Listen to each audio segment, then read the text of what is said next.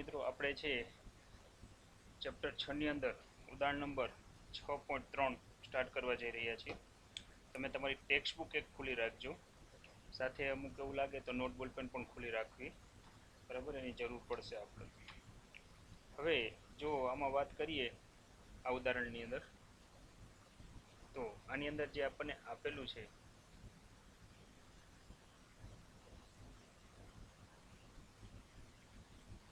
બરાબર, 6.3 ની પહેલા આપણે રકમ જોઈ લઈએ કે 10 સેન્ટીમીટર ત્રિજ્યા છે, 500 આટા છે, 2 ઓહમનો અવરોધ છે, એક ગોળાકાર ગુચડું છે, તેનું સમતલ પૃથ્વીના ચુંબકીય ક્ષેત્ર અને સમક્ષિતિજ ઘટકને લંબ રૂપે રાખેલું છે.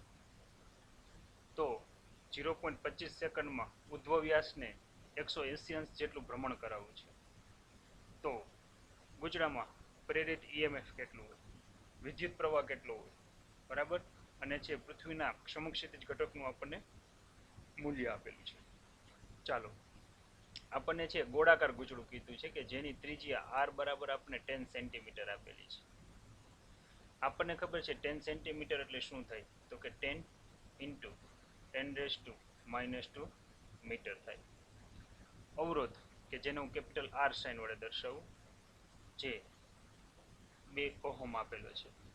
ગોળાકાર ગુચડું છે, ગોળાકાર ગુચડું હોય એટલે ગોળાકાર ગુચડાના આડછેદનું ક્ષેત્રફળ થાય પાઈ r સ્ક્વેર થાય, એટલે અહીંયા આવશે 3.14 ગુણ્યા r ની વેલ્યુ આપણને ખબર છે 10 ગુણ્યા 10⁻2 અને થશે આખા કૌંસનો સ્ક્વેર. હવે 0.25 સેકન્ડમાં આપણને એમ કીધું છે, એટલે કે છે સમયગાળો અહીંયા આપણને આપ્યો છે ડેલ્ટા ટી બરાબર 0.25 સેકન્ડ, બરાબર છે. ઉદ્ભવ વ્યાસને એટલે કે એનો અર્થ એવો થયો કે પહેલા છે ક્ષેત્રને સમાંતર છે એટલે 0 નો ખૂણો છે, પછી આ જે છે બરાબર એને 180 અંશ જેટલું ભ્રમણ કરાવવામાં આવે છે. તો પ્રેરિત થતું EMF મેળવો, એટલે આપણે અહીંયા છે EMF મેળવવાનું છે. સાથે સાથે આપણને એમ પણ કીધું છે વિદ્યુત પ્રવાહ કેટલો, બરાબર. વધારામાં તમે જોઈ શકો છો તમને છે ચુંબકીય ક્ષેત્ર B આપેલું છે 3 ગુણ્યા 10⁻5 ટેસ્લા. તો 3 માર્કનો આ દાખલો છે, વિગતો ઘણી બધી આપી દીધી છે, આપણે સમજતા જઈએ, આગળ વધીએ, બરાબર છે. જો આ પૃથ્વીનું ચુંબકીય ક્ષેત્ર છે, આ રીતનું કંઈક છે, બરાબર છે. આજે આપણને પૃથ્વીનું ચુંબકીય ક્ષેત્ર આપેલું છે, તો જો એની વાત કરીએ તો અહીંયા ગુચડું 2 કન્ડિશનમાં આપેલું છે. પેલું છે આમ ગણો તો આ ગુચડાને લંબ રૂપે રાખેલું છે, એટલે કે જો આ રીતે આમ લંબ રૂપે રાખેલું છે, વર્તુળાકાર ગુચડું છે, એટલે કે આનો ક્ષેત્રફળ સદિશ આ દિશામાં થાય એ. ખાસ યાદ રાખો અહીંયા ખૂણો છે એ 0 નો બને. પછી આ જ ગુચડાને ભ્રમણ કરાવવામાં આવે છે. હવે એનો ક્ષેત્રફળ સદિશ આ દિશામાં લઈ જવામાં આવે છે, જે તમે જોઈ શકો છો કે કેટલાનું ભ્રમણ થાય છે 180. આ θ1 છે, આપણા માટે છે θ2. આ જે છે એ છે ચુંબકીય ક્ષેત્ર B. હવે જો મારે છે પહેલા તો અહીંયા EMF મેળવવું હોય તો પહેલા ફ્લક્સનો થતો ફેરફાર મેળવવો પડે. આપણને અહીંયા ઓલરેડી છે મારા ખ્યાલથી લગભગ સ્વાધ્યાય ઉદાહરણનો દાખલો છે કે જેની અંદર આપણને છે આટાની સંખ્યા પણ આપેલી છે. તો આપણે છે અહીંયા ગણીએ પ્રેરિત થતું EMF. જો હું અહીં લખું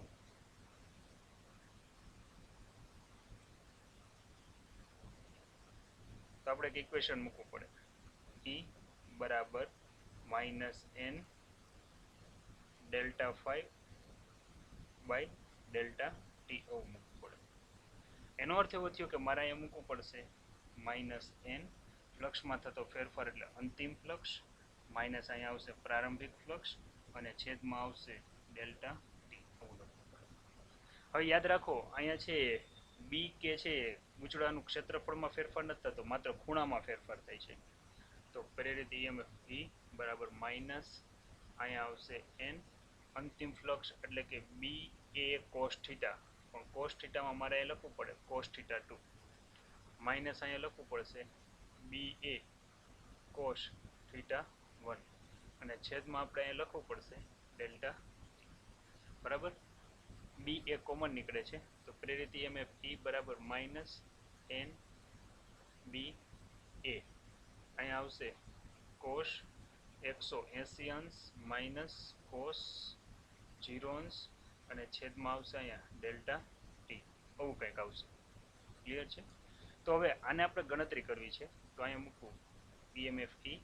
એન એટલે આપણને ખબર છે 500 છે. બી એટલે આપણને ચુંબકીય ક્ષેત્ર આપેલું છે, જે છે 3 ગુણ્યા 10 ની માઇનસ 5 ઘાત. એટલે અહીં લખવું પડશે 3 ગુણ્યા 10 ની માઇનસ 5 ઘાત. ક્ષેત્રફળ કે જે આપણને આપેલું છે 3.14 પાઈ આર સ્ક્વેર. આર બરાબર આપણને ખબર છે શું છે, 10 ગુણ્યા 10 ની માઇનસ 2 ઘાત એનો સ્ક્વેર ઇન્ટુ આપણને ખબર છે કોસ 180 એટલે કેટલા થાય, -1 થાય. અને અહીંયા આવશે કોસ 0 એટલે 1. આ બધાના છેદમાં શું આવશે તો કે delta T. Delta T already આપણને આપેલું છે 0.25 સેકન્ડ. હવે આનું મારે સાદુરૂપ આપવાનું છે, બરાબર છે. જો આની આપણે ગણતરી કરતા જઈએ, બરાબર, અને છે સાદુરૂપ લઈએ તો અહીંયા આવશે પ્રેરિત EMF E બરાબર માઇનસ. ગણતરી કરીએ આપણે, કેલ્સી તમારા હાથમાં છે. ખાસ યાદ રાખજો અહીંયા 10 × 10⁻² નો વર્ગ થશે 100 ગુણ્યા 10 ની માઇનસ 4 ઘાત. એટલે છે તમારે આગળ કેલ્સી તો છે જ, એટલે જો હું અહીં કિંમત મૂકું તો અહીંયા આવશે 500 આટાની સંખ્યા હતી. પછી છે 3 ગુણ્યા 10 ની માઇનસ 5 ઘાત, 3 ગુણ્યા 10 ની માઇનસ 5 ઘાત ગુણ્યા આપણે આગળ વાત કરીએ તો કે 3.14, અહીંયા છે 3.14, 10 નો વર્ગ એટલે 100 ગુણ્યા 10 ની માઇનસ 2 ઘાતનો વર્ગ એટલે 10 ની માઇનસ 4 ઘાત. અને હજી એક ખાસ અગત્યનું એ છે -1 એટલે -2. તો અહીંયા લખવું પડશે ગુણાકારમાં -2. અને આ બધાના છેદની અંદર શું આવશે તો કે આ બધાના છેદની અંદર આવશે 0.25, આવું કંઈક આવશે, બરાબર છે. હવે અહીંયા છે આ ગુણાકારમાં સ્ટેપ છે, આવું છે, બરાબર છે. હવે જો આ બધાનો તમે ગુણાકાર કરશો અને માઇનસ માઇનસ થઈ જશે, તમને ખબર છે પ્લસ, તો આ રીતે લગભગ પ્રેરિત EMF છે 3 ગુણ્યા, અથવા તો હું લખું તો કે 3.8 ગુણ્યા 10 ની છે -3 ઘાત આવશે. તમને ખબર છે EMF નો એકમ વોલ્ટ છે, તો અહીંયા મારે લખવું પડશે વોલ્ટ. આ થયું સમીકરણ નંબર 1, બરાબર છે. ચાલો આટલું ક્લિયર. હવે આપણને એમ કીધું છે આનો વિદ્યુત પ્રવાહ કેટલો હોય, તો આપણે અહીં લખવું પડે વિદ્યુત પ્રવાહ. જો હું વિદ્યુત પ્રવાહની ગણતરી કરું, બરાબર, તો મને આ વિદ્યુત પ્રવાહ કેટલો મળશે, તો મને છે ઓહમનો નિયમ આવડે જ છે, V બરાબર IR. V ની જગ્યાએ મારે લખવું પડશે E બરાબર I × R. જો હું I ને સૂત્રનો કરતા બનાવું તો અહીંયા આવશે E ના છેદમાં શું આવશે R. એ ઓલરેડી આપણને મળેલું છે 3.8 ગુણ્યા 10 ની -3 ઘાત, અને છેદમાં છે R. R એટલે પરિપથનો અવરોધ, જે આપણે અગાઉ અહીં લીધો છે 2 ઓહમ આપણને આપેલો છે. મૂકીએ કિંમત તો અહીંયા આવશે છેદમાં 2. આપણને ખબર છે 19/238 થાય, બરાબર છે. એનો અર્થ એવો થયો કે મને અહીંયા છે વિદ્યુત પ્રવાહ જે મળશે, બરાબર, એ કંઈક છે આ પ્રકારે મળશે 3.8 ભાગ્યા 2 એટલે તમને ખબર છે 1.9 થાય ગુણ્યા 10 ની માઇનસ 3 ઘાત એમ્પિયર. આને છે 1.9 મિલી એમ્પિયર પણ કહેવાય છે, જે આપણું છે સમીકરણ નંબર 2 છે અને જવાબ છે. તો અમુક વિદ્યાર્થી લેટ આવ્યા છે, રિપીટ કરાવી દઉં છું. દાખલો, ત્રિજ્યા હતી 10 સેન્ટીમીટર, આટાની સંખ્યા હતી 500, અવરોધ હતો 2 ઓહમ. ગોળાકાર પૂંછડું છે, ગોળાકારનું ક્ષેત્રફળ થાય પાઈ આર સ્ક્વેર. જો તમે જોઈ શકો છો આ ત્રણેય રાશિ આપણે અહીં લખી દીધી છે. વધારામાં આટાની સંખ્યા કે જે 500 હતી, બરાબર, એને આપણે બતાવી દીધી છે. ત્યારબાદ આપણને એમ કીધું છે પહેલા ક્ષેત્રને 0.25 સેકન્ડમાં 0 થી 180 અંશ જેટલું ભ્રમણ કરે છે. 0 નો આપ્યું હોય તો સ્ટાન્ડર્ડ 0 થી જ લઈ શકીએ, એટલે θ1 θ2 આપેલું છે, સમય આપેલો છે, ચુંબકીય ક્ષેત્ર આપેલું છે. તો અહીંયા આપણને એમ કીધું છે કે EMF અને પ્રવાહ શોધો. હવે પહેલા તમે જોઈ શકો છો આકૃતિ મુજબ, પહેલા છે આ બાજુ હતું, ક્ષેત્રની દિશામાં ખૂણો 0 નો હતો. પછી આ ઉલટાઈ જાય છે, જે વિરુદ્ધ દિશામાં થઈ જાય છે, ખૂણો બની જાય છે 180. પ્રેરિત EMF નું સૂત્ર આપણને આવડે છે, ફ્લક્સનો ફેરફાર ϕ2 - ϕ1. ϕ2 એટલે BA cos θ2 માં આવશે BA cos theta 1, BA common નીકળશે, કિંમત મૂકો છો, સાદુર ભાગો છો, જવાબ લઈ આવો છો. પછી તો છે રૂટીન પ્રોસિજર છે, નવીન કાંઈ નથી. તો વિદ્યાર્થી મિત્રો આપણે અહીંયા છે ઉદાહરણ નંબર 6.3 સફળતાપૂર્વક પૂર્ણ કરેલું છે. ત્યારબાદ આવે છે 6.4. તમને બાજુમાં અહીંયા જે આકૃતિ દર્શાવવામાં આવી છે આ આકૃતિ છે જનરેટરની. ગઈકાલે તમને છે આને એક યુટ્યુબમાંથી છે એનિમેશન વિડીયો લિંક મોકલેલી હશે, તમે બધાએ જોઈ હશે, બરાબર છે, જેના આધારે છે એસી જનરેટર તમે સરળતાથી સમજી શકો છો.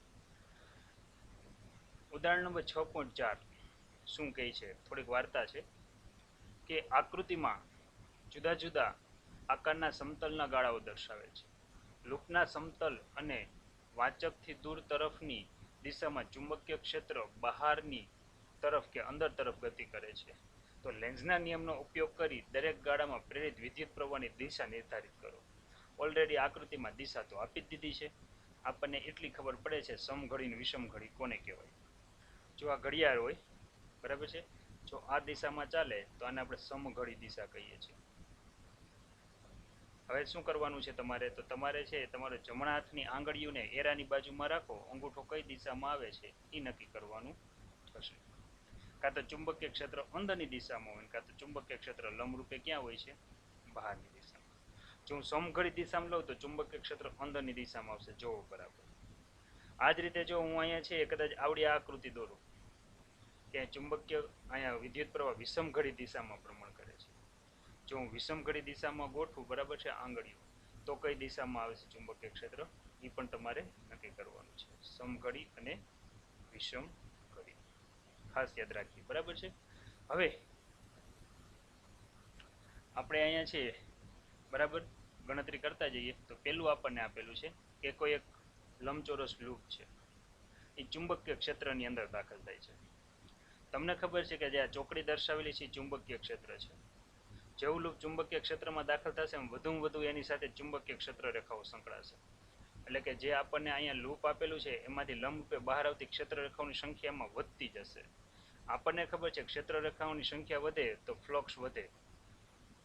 લેન્ઝનો નિયમ શું કહે છે કે E બરાબર -n dϕ/dt. એટલે કે અહીંયા ફ્લક્સનો ફેરફાર વધે છે. જો ફ્લક્સનો ફેરફાર વધે તો EMF એવી દિશામાં પ્રેરિત થાય કે એનો વિરોધ કરે, બરાબર. તો તમે જુઓ તો અહીંયા પ્રવાહની દિશા છે, તમે જેમ જેમ અંદર આવતું જશે, હવે તમારે ચુંબકીય ક્ષેત્ર અંદરની દિશામાં છે. મૂળ ચુંબકીય ક્ષેત્ર જે તમને ચોકડી વડે સાઇન વડે દેખાય છે, આછી સાઇન બતાવેલી છે, તમે ટેક્સ્ટ બુકમાં તમને ખુલ્લી રાખવાની કીધી છે. તો ગૂંચળું જેમ અંદર આવશે એમ આને લીધે ઉત્પન્ન થતું ચુંબકીય ક્ષેત્ર આ જેમ અત્યારે આપણે અંદરની દિશામાં બતાવ્યું છે, તો લૂપના કારણે આ જે પ્રવાહ વહે છે, પ્રવાહના કારણે ઉત્પન્ન થતું ચુંબકીય ક્ષેત્ર બહારની બાજુ હોય. હવે અંગૂઠાને બહારની બાજુમાં ગોઠવો, આંગળીઓ કઈ દિશામાં જોવો, પ્રવાહની દિશામાં ગોઠવાય છે.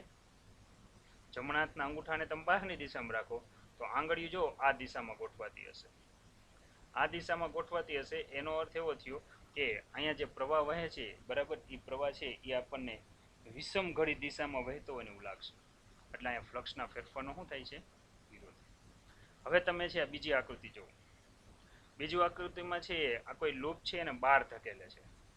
બહાર ધકેલે એનો અર્થ એવો થયો કે જેમ જેમ બહાર જતું જશે એમ ક્ષેત્ર રેખાઓની સંખ્યા ઘટશે, એટલે ફ્લક્સમાં ઘટાડો થાય છે, બરાબર. તો અહીંયા પ્રેરિત થતું EMF છે એ શું કરશે, તો પ્રેરિત થતું અહીંયા જેમ આપણને છે વિરુદ્ધક સ્થિતિ જોવા મળી હતી, આમ એની વિરુદ્ધ, એટલે કે અહીંયા સહાયક સ્થિતિ જોવા મળશે. તો તમારે છે તમારી આંગળી સમઘડી દિશામાં રાખો જે લૂપને સમાંતર, તો અંગૂઠો અંદરની દિશામાં જોવા મળશે. કઈ દિશામાં જોવા મળશે, કારણ કે ફ્લક્સ ઘટે ત્યારે EMF શું થાય, વધે. EMF વધે તો પ્રેરિત થતું ચુંબકીય ક્ષેત્ર સહાયક સ્થિતિમાં આવે, એટલે અંદર જતી દિશામાં આવે. અંદર જતી દિશામાં આવે તો મારે આંગળીઓ જો હું બતાવું, બરાબર છે, તો આંગળીઓને ગોઠવું તો એ છે મને લગભગ સમઘડી દિશામાં જોવા મળશે. છેલ્લો ચાન્સ છે હજી સમજવા માટે. કોઈ અનિયમિત આકારનું લૂપ છે, ક્ષેત્રની બહાર ભાગે છે. આ થિયરી છે ને એ જ થિયરી તમારે અહીંયા અપનાવવાની છે.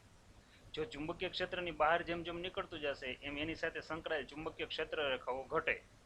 ચુંબકીય ક્ષેત્ર રેખાઓ ઘટે એટલે ફ્લક્સ ઘટે. ફ્લક્સ ઘટે તો EMF વધે. ખાસ રાખો, યાદ રાખો, EMF વધે ત્યારે છે આ ગૂંચળાની અંદર પ્રેરિત થતા ચુંબકીય ક્ષેત્રની દિશા છે ને જે લગાડેલ ચુંબકીય ક્ષેત્ર હોય છે ને એની દિશામાં જ હોય છે. તો મારે છે હવે શું કરવું પડશે, આંગળીઓને જો હું સમઘડી દિશામાં રાખું, જો અહીંયા એરો બતાવ્યો છે એ પ્રમાણે, તો ચુંબકીય ક્ષેત્રની દિશા અંદરની દિશામાં આવશે, એટલે કે સહાયક સ્થિતિમાં આવશે. આ ખાસ યાદ રાખજો. તો આ બંનેમાં છે સમઘડી દિશામાં પ્રવાહ વહે. આપણને એમ કીધું છે જો કઈ દિશામાં પ્રવાહ વહે તેનું નક્કી કરો, ચુંબકીય ક્ષેત્ર અત્યારે કઈ દિશામાં છે તેની વાર્તા કરો. બરાબર, તો આ બે જગ્યાએ શું આવશે, સમઘડી. જ્યારે ઈએમએફ ઘટે ત્યારે છે પ્રવાહ એવી રીતે ઉત્પન્ન થાય કે ઉત્પન્ન થતું ચુંબકીય ક્ષેત્ર બાહ્ય ચુંબકીય ક્ષેત્રને સહાયક સ્થિતિમાં, જ્યારે ફ્લક્સ વધે ત્યારે ઉત્પન્ન થતું ક્ષેત્ર જે લાગુ પડે ક્ષેત્રની વિરુદ્ધ દિશામાં. હવે આ જ દાખલો તમને જો હોમવર્કમાં આપવામાં આવે ને તમને એમ કહેવામાં આવે કે ચોકડીની જગ્યાએ છે નિશાની આવી છે ચુંબકીય ક્ષેત્રની, તો તમને ખબર પડે લંબરૂપે બહારની દિશામાં છે, તો ક્યાં કેવો પ્રવાહ વહે બરાબર એ તમારે નક્કી કરી લેવાનું રહે. જે સમઘડી છે ત્યાં વિષમઘડી આવી જાય, વિષમઘડી છે ત્યાં શું આવી જાય, સમઘડી. આનું વર્ણન તમને આમાં આપેલું છે કે પેલી આકૃતિમાં એમ છે કે ચુંબકીય ક્ષેત્રના વિસ્તારમાં ગાળાની ગતિને લીધે લંબચોરસ જે લૂપ છે એબીસીડી જેમાં ફ્લક્સ વધે છે, આથી પ્રેરિત વિદ્યુત પ્રવાહનો માર્ગ છે એ વિષમઘડી દિશામાં હશે. બરાબર, કારણ કે વધતા ફ્લક્સનો એ શું કરે છે, વિરોધ. હવે આ જ રીતે વર્ણન જો મારે બીજા અને ત્રીજી આકૃતિ માટે લેવું હોય તો હું આ રીતે લઈ શકું. બીજી આકૃતિ તમને ખબર છે આ પ્રકારે હતી, બહારની દિશામાં જતી. અહીં બહારની ગતિને કારણે ત્રિકોણાકાર ગાળો છે એબીસીડી એમાં ફ્લક્સ ઘટે છે, જેના કારણે પ્રેરિત થતું છે વિદ્યુત પ્રવાહ સમઘડી દિશામાં વહેશે, જે ફ્લક્સનો ફેરફારનો વિરોધ કરી શકે, એટલે બાહ્ય ચુંબકીય ક્ષેત્રની દિશામાં. અને સેમ કન્ડિશન અહીંયા પણ એ જ છે કે અનિયમિત આકારના એબીસીડી છે ગતિના કારણે છે આપણને એમ કીધું છે કે ફ્લક્સ છે એ ઘટે છે. જો ફ્લક્સ ઘટતું હોય બરાબર, તો પ્રેરિત વિદ્યુત પ્રવાહ છે એનો ફેરફારનો વિરોધ કરે ને બધી વાર્તા છે જે એઝ ઇટ ઇઝ છે, એમ કંઈ નવીન છે નહીં. ક્લિયર? બરાબર, તો ત્યાર પછીનો દાખલો આપણે આગળ વધીએ 6.5. તો આ બધા દાખલા હોમવર્કમાં લીધા જેવા છે.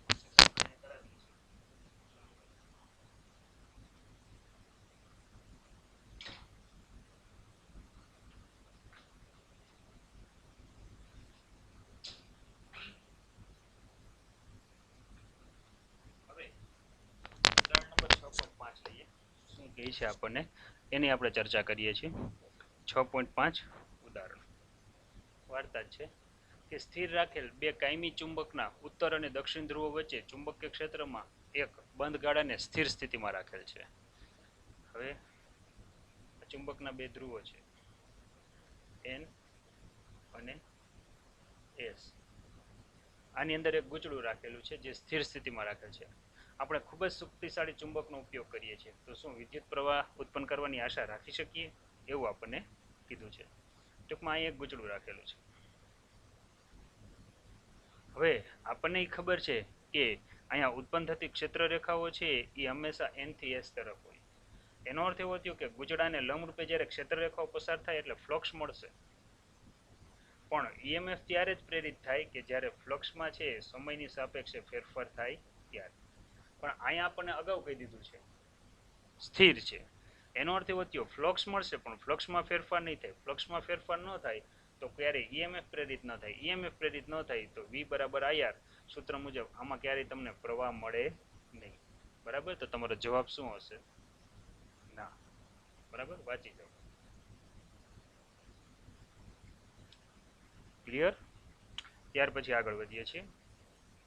શું છે, એક બંધ ગાળો એક મોટા કેપેસિટરની તકતીઓ પ્લેટની વચ્ચે વિદ્યુત ક્ષેત્રને લંબ રૂપે રાખેલ છે. આ કેપેસિટરની બે પ્લેટ છે, આપણે ભણાવ્યું છે કેપેસિટર શું કહેવાય. આપણને ખબર છે એક ધન પ્લેટ હોય છે, બીજી કેવી હોય છે, ઋણ પ્લેટ હોય છે.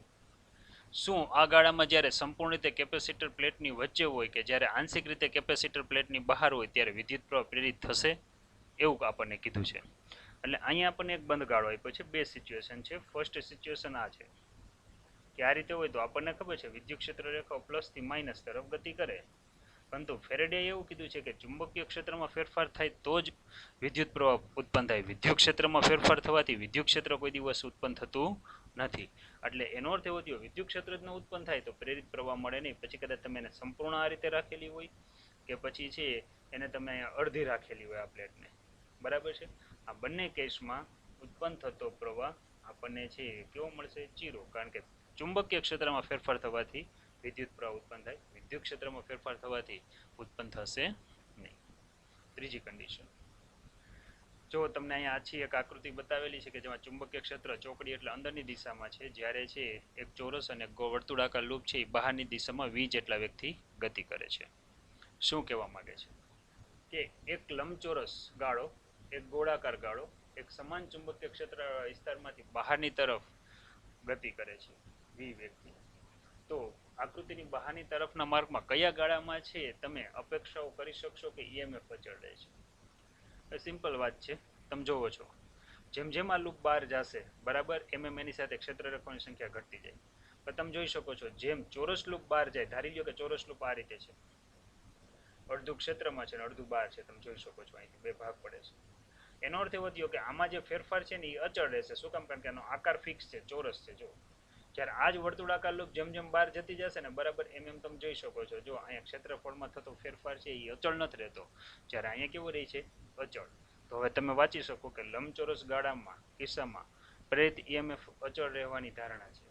ગોળાકાર ગાળાના કિસ્સામાં ક્ષેત્રના વિસ્તારમાંથી બહાર નીકળતા છે ગાળાના વિસ્તારમાં ફેરફારનો દળ અચળ નથી, ગોળામાં અચળ નથી, પરંતુ છે ઉમાં છે અચળ રહેશે. ત્યાર પછી આકૃતિમાં દર્શાવેલ પરિસ્થિતિમાં કેપેસિટરની ધ્રુવીયતા પોલારિટીનું અનુમાન કરો.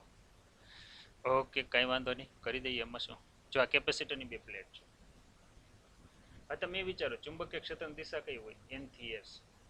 તમારો અંગૂઠો છે એ આ એરાની દિશામાં ગોઠવો દી, આંગળીઓ તમારી સામે આવશે. N થી S મેં જે અહીંયા એરો દરેલો છે એમાં તમારે જમણા હાથનો છે અંગૂઠો ગોઠવો તો તમારી આંગળીઓ તમારા છે મોં તરફ એટલે તમારી સાઈડ આવતી એવું લાગશે. એનો અર્થ એવો થયો પ્રવાહની દિશા જો આમ ઉપરથી આ બાજુ થાય. આ પ્રવાહ હંમેશા ધનથી ઋણ તરફ હોય તો ઉપરની પ્લેટને મારે ધન ગણાય, નીચેની પ્લેટને કેવી ગણાય? ઋણ. ક્લિયર થયું કે નહીં? બરાબર. તો હવે વિચારો જી જવાબ શું હોઈ શકે? એ છે બીની સાપેક્ષે કેવી હશે? ધન. તો હવે સરસ મજાના છે પ્રશ્ન છે એ આપણે સોલ્વ કરી શકીએ છીએ. કંઈક નવીન આવે છે જે થિયરી નથી પણ થિયરી જેવો દાખલો છે, હું તમને અત્યારે કરાવું છું. બરાબર છે?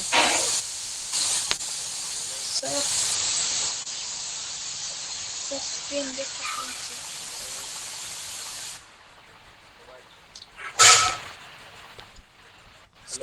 દેખાતી નથી.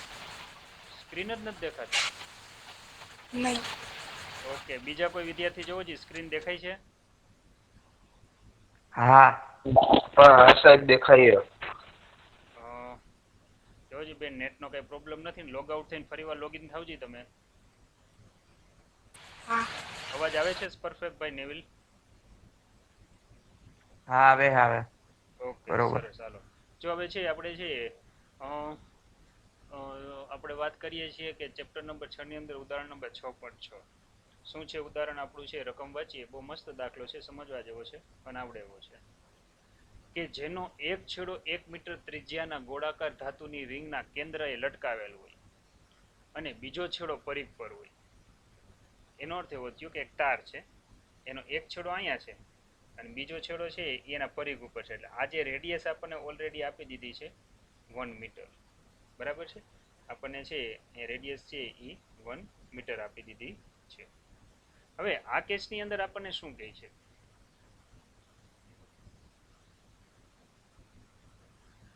તો 1 મીટર લંબાઈની ધાતુના અને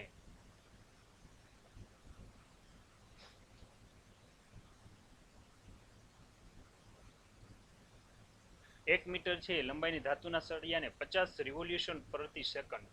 હવે જો એક વસ્તુ અહીંયા કહી દઉં કે અહીંયા R બરાબર છે 1 મીટર. અહીંયા કોણીય ઝડપ આપેલી છે 50 રિવોલ્યુશન પર સેકન્ડ આપેલી છે. બરાબર છે? રિવોલ્યુશન પર સેકન્ડ. એક રિવોલ્યુશન એટલે એક પરિભ્રમણ થાય. એક પરિભ્રમણને આપણે રેડિયનમાં કન્વર્ટ કરવું છે. ખાસ યાદ રાખો, હું અહીંયા થોડુંક છે સાદરૂપ આપું, પછી આગળ ક્યારેય નહીં આપું કારણ કે એકને એક વસ્તુ આવતી હશે. તો જ્યારે છે એક ચક્ર પૂરું થાય એટલે કે અહીંયા આપણે એવું લખીએ કે એક પરિભ્રમણ પૂરું થાય ત્યારે આપણને ખબર છે કે કોણીય સ્થાનાંતર એક ચક્ર પૂરું થાય એટલે 2π રેડિયન થાય. તો તો આવા કેટલા આપ્યા છે 50 પરિભ્રમણ.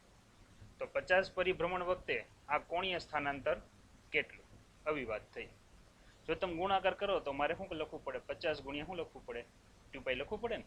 તો હવે જો હું અહીંયા શું લખીશ? 50 ગુણ્યા અહીંયા લખી નાખીશ 2π. પણ હવે જવાબ છે પરિભ્રમણમાંથી શેમાં આવી ગયો? રેડિયન પ્રતિ સેકન્ડ, એટલે કે 100π થશે કોણીય ઝડપ ઓમેગા. આ ખાસ યાદ રાખજો. અહીંયા છે ત્રિજ્યા છે આપણને કેપિટલ આર આપી છે રકમમાં, અને મેં અહીંયા સ્મોલ આર લખેલી છે, એટલે હું અહીંયા છે કેપિટલ આર લઈ લઉં છું. બરાબર છે. ત્રિજ્યા છે એ આપણને આપી છે કેપિટલ આર, અને અહીંયા વાત હતી પરિભ્રમણ. બરાબર, આવી કંઈક વાત હતી. તો ચાલો હજી આગળ આકૃતિમાં વાંચીએ. અનુલક્ષીને ભ્રમણ કરાવવામાં આવે છે. અક્ષને સમાંતર 1 ટેસ્લાનું ચુંબકીય ક્ષેત્ર લંબ રૂપે દાખલ કરવામાં આવે છે. જો તમે જોઈ શકો છો કે અહીંયા ચોકડીની જે સાઇન છે ને એ ચુંબકીય ક્રિયાની રિંગની અંદર લંબ રૂપે છે. બરાબર છે. હવે ચુંબકીય ક્ષેત્રની વેલ્યુ આપણને આપી દીધી છે. બી બરાબર કેટલી આપેલી છે? 1 ટેસ્લા આપેલી છે. અચળ એક સમાન છે ચુંબકીય ક્ષેત્ર બધે જ પ્રવૃત્તિ વર્તે છે. તો ધાતુની જે આ રિંગ છે એની વચ્ચે પ્રેરિત થતું ઈએમએફ કેટલું હોય? ઓકે, કાંઈ વાંધો નહીં, ગોતીએ મશીન. બરાબર. હવે આપણે રકમ શું છે એ હું તમને કહી દઉં. રકમ કંઈક આખી આવી છે. જો આ રિંગ છે, આ એનું કેન્દ્ર છે, આ છે એની ત્રિજ્યા. ત્રિજ્યા છે એ 0 થી કેટલી છે? r. આ રિંગને ઓમેગા જેટલી કોણીય ઝડપથી ભ્રમણ કરાવવામાં આવે છે. કેટલા વેગથી? v જેટલા વેગથી. આને જે લાગુ પાડેલું જે ચુંબકીય ક્ષેત્ર છે, બરાબર, એને હું દર્શાવું તો આમ લંબ રૂપે તમે સમજી શકતા હશો. રિંગ મેં થોડીક ત્રાસી દોરેલી છે, એટલે ચુંબકીય ક્ષેત્ર છે ને આમ લંબ રૂપે છે. જો આ રીતે લંબ રૂપે આ રીતે શું છે? ચુંબકીય ક્ષેત્ર. જેમ છે ભગવાન કૃષ્ણ હોય અને એની આંગળી છે એને અક્ષ ગણો ને એના આંગળીની અંદર સુદર્શન ચક્ર હોય એની કેમ ભ્રમણ કરતું હોય અને ફ્લક્સમાં ફેરફાર કરતું હોય, એવી કંઈક વાત છે. ક્લિયર છે? બરાબર. તો આ રીતે છે લંબરૂપે છે ચુંબકીય ક્ષેત્ર છે. હવે આની અંદર જો બીજી વાત કરીએ, બરાબર, તો હું અત્યારે છે ચુંબકીય ક્ષેત્ર તમને ખ્યાલ આવી ગયો, એટલે આ જે છે પેજ આવતું, કારણ કે મારે ત્યાં થોડીક વાર્તા લખીશ. બરાબર. તો જો આની ગણતરી કરીએ, બરાબર, તો મારે શું કરાય પહેલાં ખબર છે? અહીંયા ઓમેગા જેટલી કોણીય ઝડપથી આ ત્રિજ્યાળા માર્ગે આ ભ્રમણ કરે છે. તો મારે વાત કરવી હોય તો શું કરાય? તો કે કેન્દ્રથી અમુક અંતરે, બરાબર, ધારી લો કે કેન્દ્રથી છે હું r જેટલા અંતરે એક સૂક્ષ્મ ખંડ મારે ધારી દો. જો આ સૂક્ષ્મ ખંડ કેટલી જાડાઈનો ધરાય? તો કે dr જેટલી જાડાઈનો. પહેલા અહીંયા જે ઉત્પન્ન થતું આ ખંડની અંદર જે પ્રેરિત થતું છે ને, મારે ઈએમએફ ગણી લેવાય. આ ઈએમએફ ને હું કંઈક ડીઈ નામ આપીશ. બરાબર. ત્યાં હું ઈએમએફ ગણી લઉં ને, મારે 0 થી r સુધી શું કરી નાખાય? સરવાળો. તો લખીએ આપણે. છોકરાઓ આ શબ્દ લખ્યો એને ઘણા ટાઈમ થઈ ગયો. આકૃતિમાં દર્શાવ્યા મુજબ રિંગના કેન્દ્રથી સ્મોલ r અંતરે dr જાડાઈ નો સૂક્ષ્મ ખંડ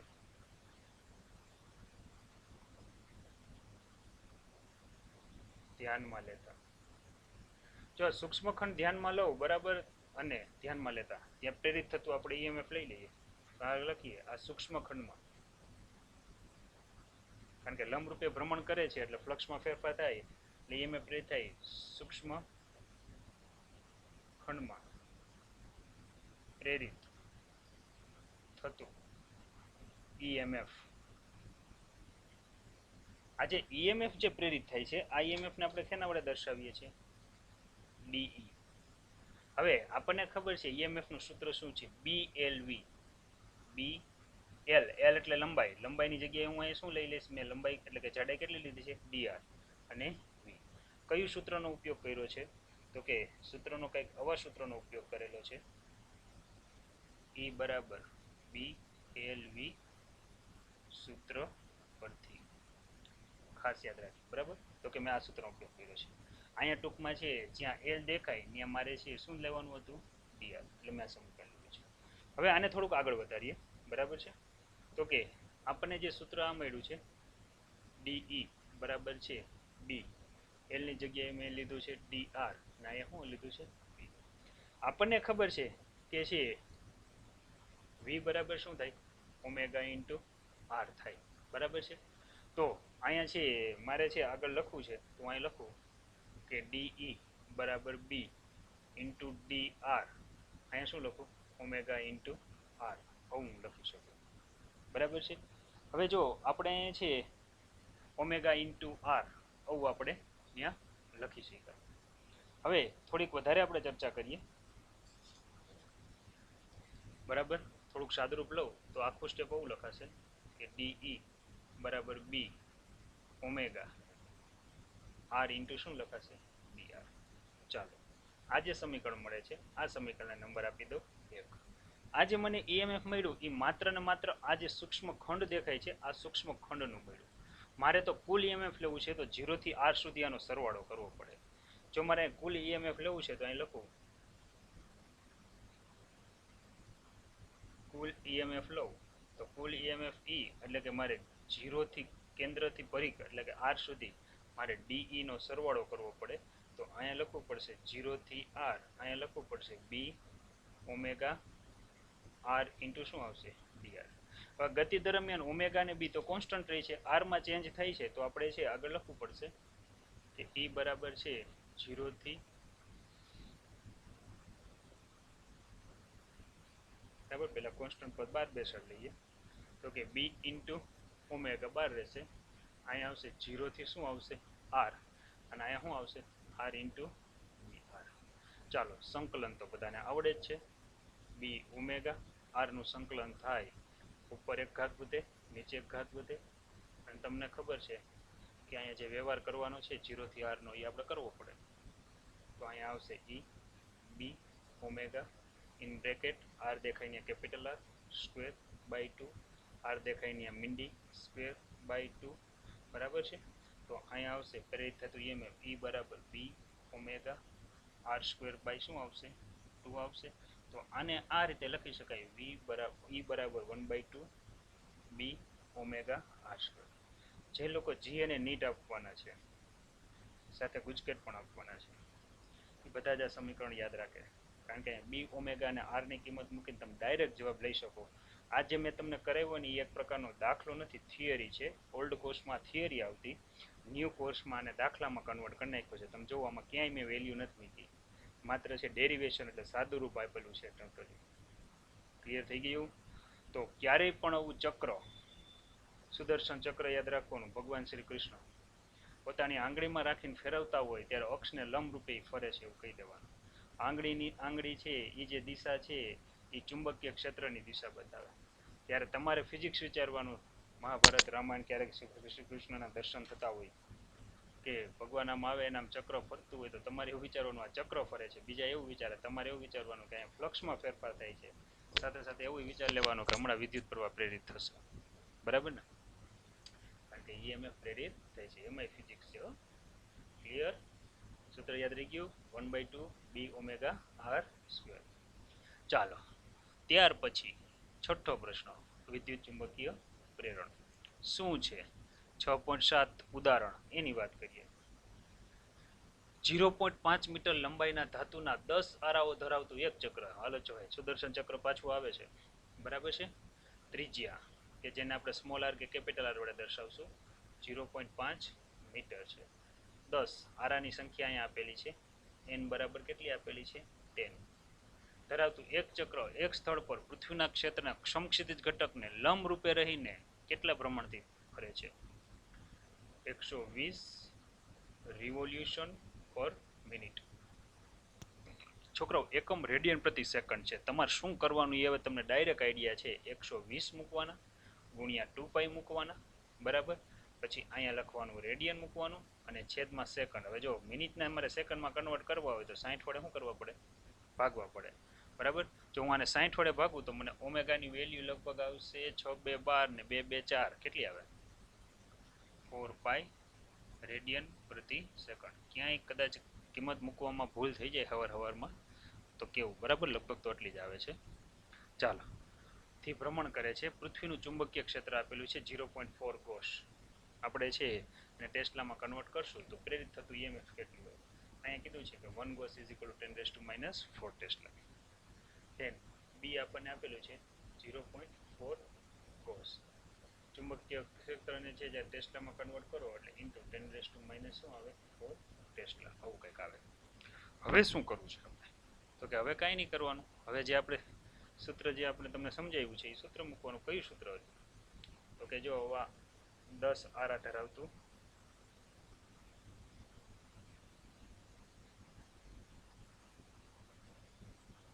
બરાબર છે. આ રીતે છે કંઈક n જેટલા આરા ધરાવતું 10 આરા કે n જેટલા આરા ધરાવતું કોઈ એક ચક્ર હતું. બરાબર છે. જે છે તેની અક્ષને અનુલક્ષીને શું કરે છે? ભ્રમણ. આ છે અક્ષ. અક્ષને અનુલક્ષીને ભ્રમણ કરે છે. કેટલી ઝડપથી ભ્રમણ કરે છે? ઓમેગા જેટલી ઝડપથી. બરાબર.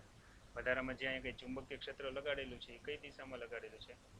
ચુંબકીય ક્ષેત્ર એને લંબ રૂપે લગાડેલું છે. જો આ દિશા, એને શું નામ આપ્યું છે? બી નામ આપ્યું છે. તો પ્રેરિત થતું ઈએમએફ કેટલું હોય? આપણને ખબર છે કે અહીંયા છે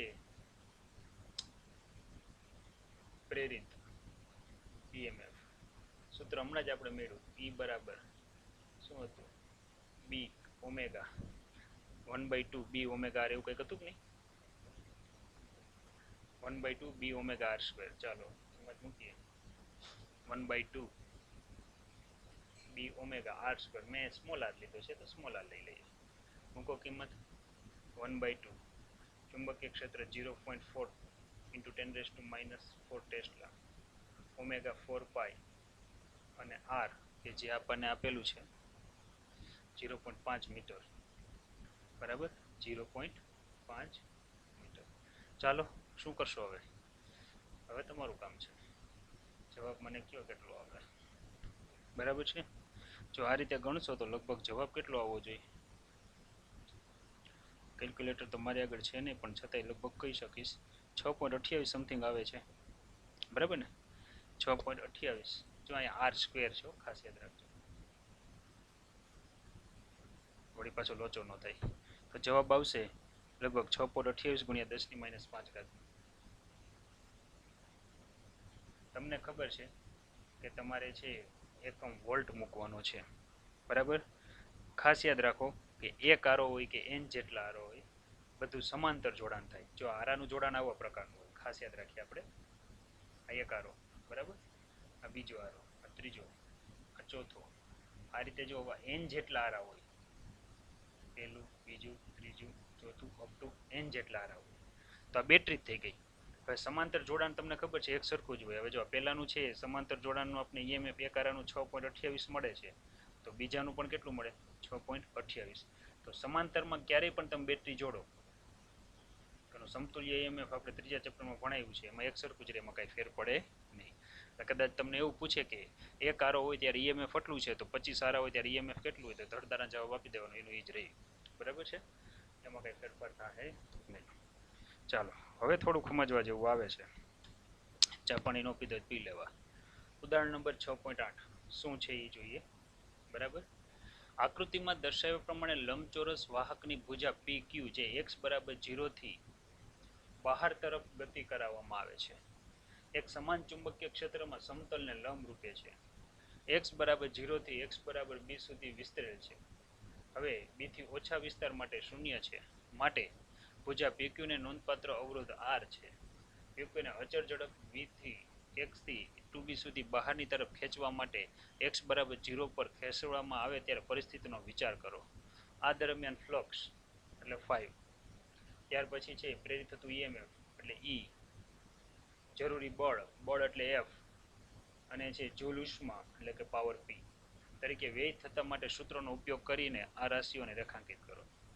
4 વસ્તુ બતાવવાની છે: ફ્લક્સ, પ્રેરિત EMF, બળ અને જૂલ ઉષ્મા. પહેલા તો આપણે આની રકમ સમજીએ શું છે. જો આકૃતિ એવી છે. આ તમે જોઈ શકો છો કે આકૃતિમાં ચુંબકીય ક્ષેત્ર કઈ દિશામાં છે તો કે લંબ રૂપે બહાર આવતી દિશામાં છે. ડોટ આપેલા છે. જો અહીંયા આ બધા ડોટ શું બતાવે છે? બહારની દિશામાં. હવે મારે અહીંયા જો યુ આકારની લૂપ તો ફિક્સ જ છે. મારે જે PQ જે સળિયો છે ને એને મારે બહાર તરફ ખસેડવાનું છે. આકૃતિમાં તમને એક બીજું કહી દઉં, જે આકૃતિમાં કંઈક ઘટતું એવું મને લાગે છે. આ જે અંતર છે ને આ અંતર x બરાબર 0 છે. જો બોર્ડર છે ને બરાબર છે. આ જે અંતર આપણને આપ્યું છે અહીંયા કંઈક, બરાબર, આ છે x બરાબર b આપેલું છે ચુંબકીય ક્ષેત્ર સુધી જ્યાં પૂરું થાય છે ને, આ અંતર છે b જેટલું છે. અને હાવ બહાર લઈ જાવ તો આ અંતર કેટલું થાય? આ અંતર થઈ જાય 2b જેટલું છે. હવે તમને એમ કીધું છે કે પહેલા છે આ જે PQ લંબાઈનો સળિયો છે ને એને તમે ક્યાંક અહીંયા ગોઠવી દો. કઈ બાજુમાં? હાવ ક્ષેત્રફળ 0 હોય ને ત્યાં ગોઠવી દો. બરાબર. ટૂંકમાં છે અહીંયા આપણે જો હું લંબાઈ પહોળાઈ પ્રમાણે પણ ચાલી શકું એમ છું. બરાબર. તો ચુંબકીય ક્ષેત્ર પહેલા તો છે એને SR ઉપર સંપાત કરું તો ક્ષેત્રફળ 0, તો જ્યારે ફ્લક્સ 0 હોય.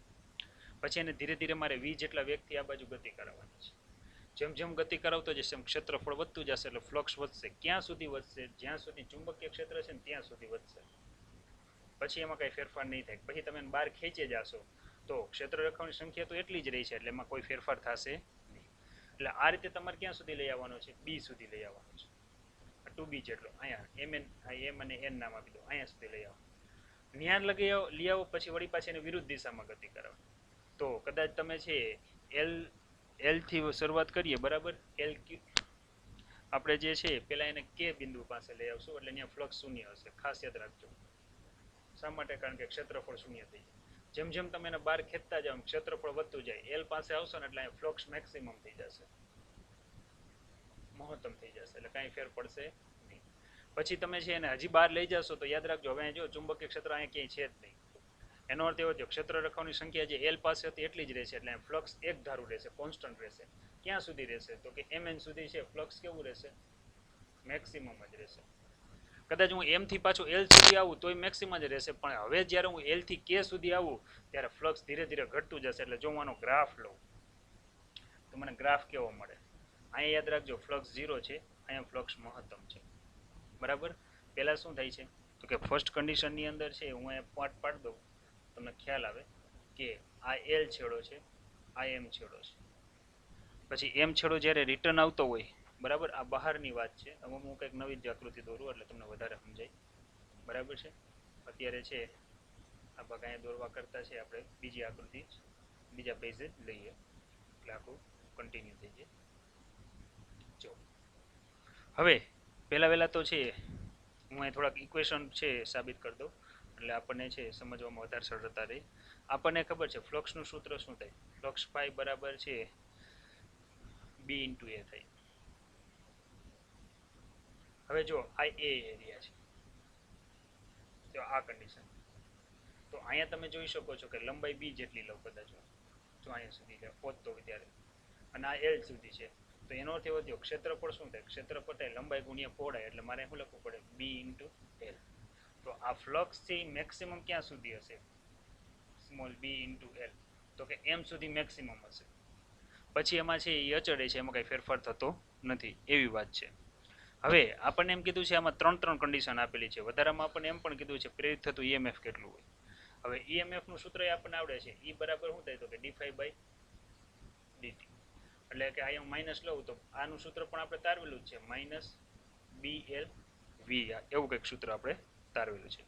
પણ L અહીંયા આપણે ખાસ યાદ રાખીએ L એટલે લંબાઈ છે જે આપણે આવડી આ ધ્યાનમાં લેવાની છે. જો આ કન્ડિશનમાં આપણે આગળ વધીએ, બરાબર, તો આપણને કેવી રાશિઓ મળશે પહેલા હું ફ્લક્સનું દોરી લઉં એટલે તમને આખે આખું ક્લિયર થઈ જાય.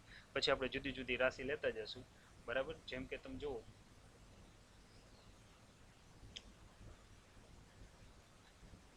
આ ગ્રાફ લઈએ. પહેલા તો લઈએ ફ્લક્સનો ગ્રાફ લઈએ. બરાબર છે. ફ્લક્સનો ગ્રાફ શું છે એ તમે આના ઉપરથી જોઈ શકો છો. જ્યારે PQ સળિયો આની ઉપર સંપાતો હોય ત્યારે 0 હોય. જેમ જેમ વધારતા જાવ ક્ષેત્રફળ વધતું જાય એમ વધતો જાય. બરાબર. એ પ્રકારે જો હું આગળ વધું તો અહીંયા પહેલાં આપણે થોડીક બીજી વાતો પણ કરી દઈએ. જેમ કે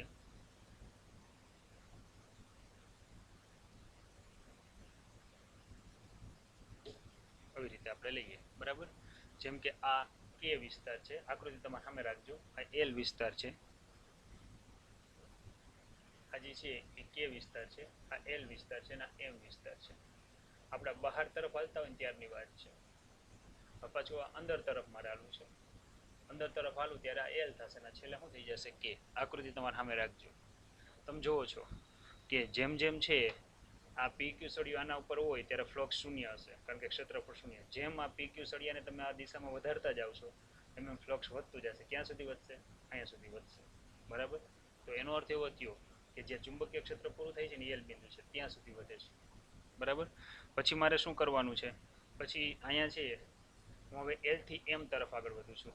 પણ આકૃતિ તમે જુઓ, એલ થી એમ તરફ અહીંયા ક્યાંય પણ ચુંબકીય ક્ષેત્ર છે નહીં. એટલે નવી કઈ ચુંબકીય ક્ષેત્ર રેખાઓ મળશે નહીં. ફ્લક્સ હશે એનું ઈ જ રહેશે. એટલે હશે એટલે અહીંયા જે છે ને એવડું ઇન ફ્લક્સ એમ સુધી રહેશે. હવે હું અહીંયા 12 સુધી હાવ પહોંચી ગયો. હવે મારે રિવર્સ ગતિ કરાવવાની છે. હવે એમ થી પાછું મારે એલ આવવાનું. તો એનો અર્થ એવો થયો એમાં કાંઈ ફેરફાર થાય નહીં. તો એનું ઈ જ રહેશે. પણ જેવો હું અહીંયા એલ થી કે તરફ આગળ વધીશ, તમે જુઓ છો એલ થી કે તરફ જેમ આ સળિયાનું આ બાજુ લેતો જાય તો ક્ષેત્રફળ ઘટતું જશે, ફ્લક્સ ઘટતું જાય.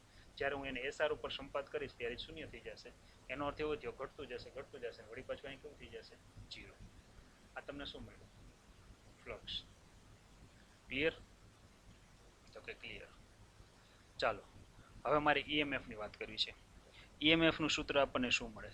હવે તમને ખબર છે કે જો આ બિંદુએ જો હું અહીંયા ઈએમએફ લઉં તો આ દરેક જગ્યાએ છે મને ઈએમએફ અહીંથી લઈ અને આ જે જગ્યાએ છે ત્યાં સુધી મને ઈએમએફ એક સરખું મળશે. કેટલું મળશે?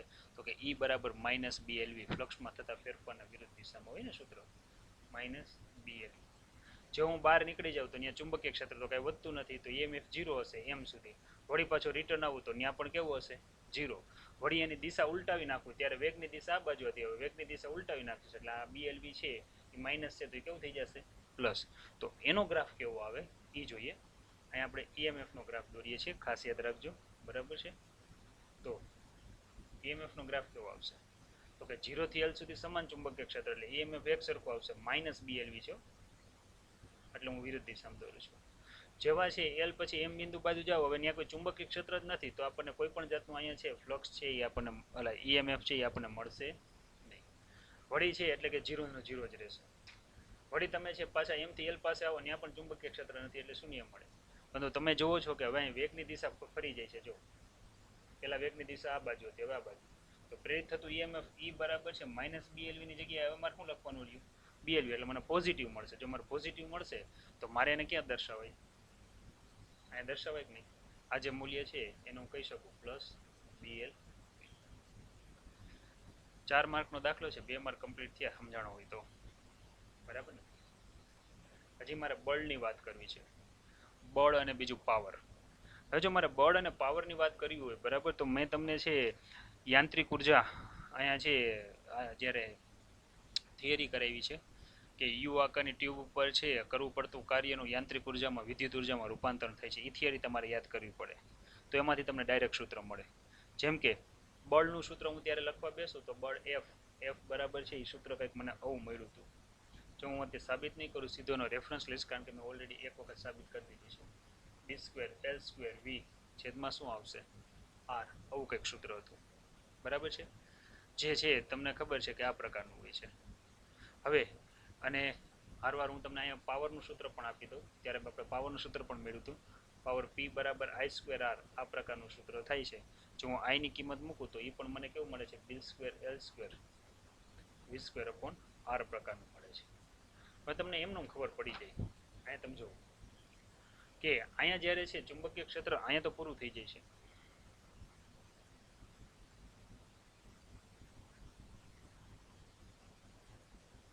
અહીંયા તો કઈ ચુંબકીય ક્ષેત્ર છે નહીં. બરાબર? ચુંબકીય ક્ષેત્ર ન હોય તો તમને ખબર છે સળિયા ઉપર કોઈ પણ જાતનું બળ લાગે નહીં. તો બળ લાગશે ક્યાં સુધી લાગશે?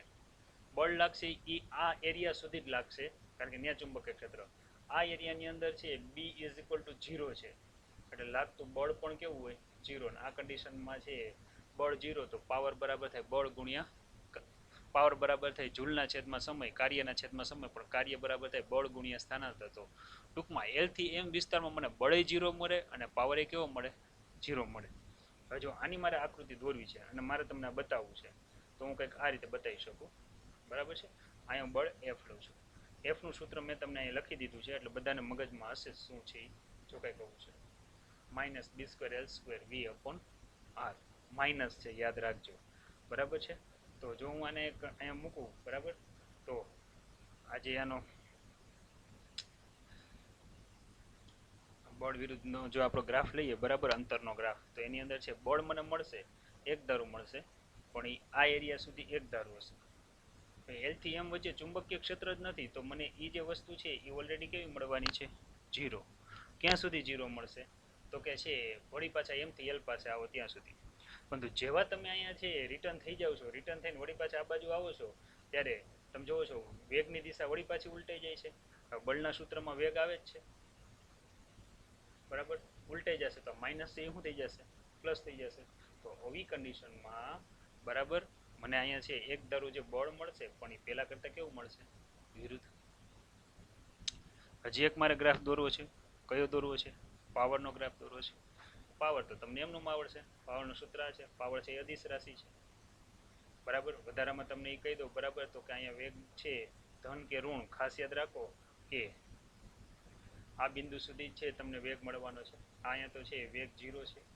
વેગ 0 હોવાથી પાવર પણ કેવો મળશે? 0. એલ થી એમ સુધી જાઓ કે એમ થી એલ સુધી જાઓ. બાકી છે તમે રિટર્ન આવો કા બાજુ આવો, બરાબર? એમાં કંઈ મારે દિશા ધ્યાનમાં લેવાની નથી. એટલે જો હું પાવરનો ગ્રાફ દોરું તો પાવરનો ગ્રાફ મને કંઈક આવો મળશે. પહેલા 0 કે થી એલ સુધી એક ધારો મળશે, પછી 0 0 0 મળશે, વળી પાછું મને કેવો મળશે? એક ધારો મળશે. કેવો મળશે? બધા આગળ ઉદાહરણની છે, આ ઉદાહરણ છે એટલે ટેક્સ્ટ બુક ખુલ્લી હશે, જોઈ લ્યો, બરાબર? બરાબર આ રીતે આખા ઉદાહરણ છે તમારે લખવાનું થાય, બરાબર છે? ફરીવાર રિપીટ કરી દઉં છું આખું ઉદાહરણ, બરાબર છે? શું હતું તો કે છે આ યુ આકારની નળી છે, બરાબર? સમાન ચુંબકીય ક્ષેત્રમાં મૂકેલી છે. હવે આ એસ અને કયો ભાગ છે? આર ભાગ છે. પહેલા તો છે પીક્યુ છે આની ઉપર જ સંપાત છે એટલે ક્ષેત્રફળ કેવું છે? 0.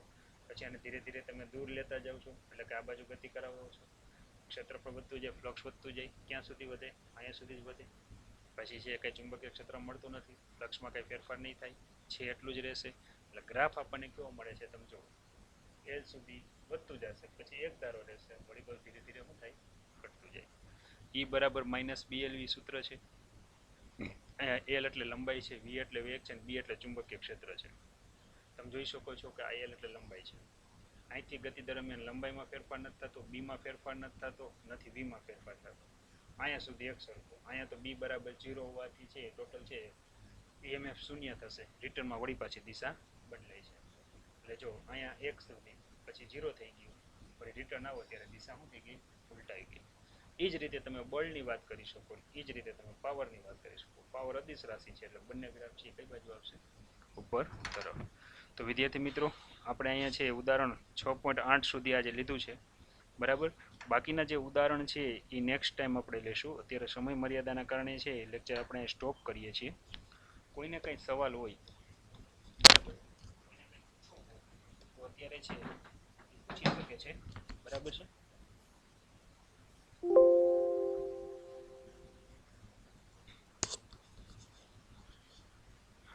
ચાલો, કોઈને કંઈ સવાલ?